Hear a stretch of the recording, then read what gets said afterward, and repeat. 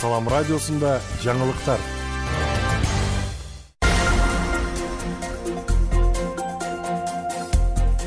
Арабаңыз ардактуу угарман жана көрүүчү, эфирде жаңылыктар түрмөгү, аны менен мен Нурпейил Ашор кызы тааныштырам.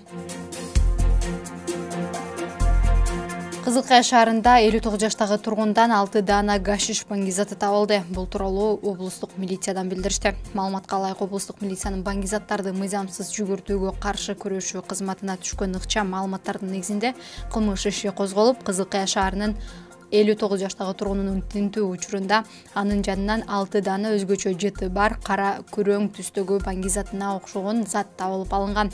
Алынган затка тийиштүү экспертиза дайындалып, анын корутундусунда аз өлчөмдөгү гашиш наркотикалык зат экендиги аныкталган. Учурда тергөө иштери уланып, кармалган жаран убактылуу кармоо жайына киргизилди.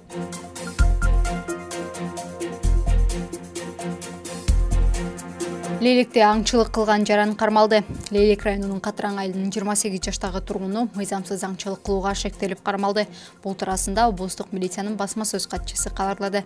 Ага ылайык кармалган жаран Өзгөрүш айылындагы Айыкты деген жайлоосунда мыйзамсыз ок атуучу курал менен аңчылык кылып жүргөн жеринен аныкталып кармалды. Бул факты маалыматтардын электрондук журналына катталып, топтолгон материалдар Лейлек райондук сотуна жиберилди.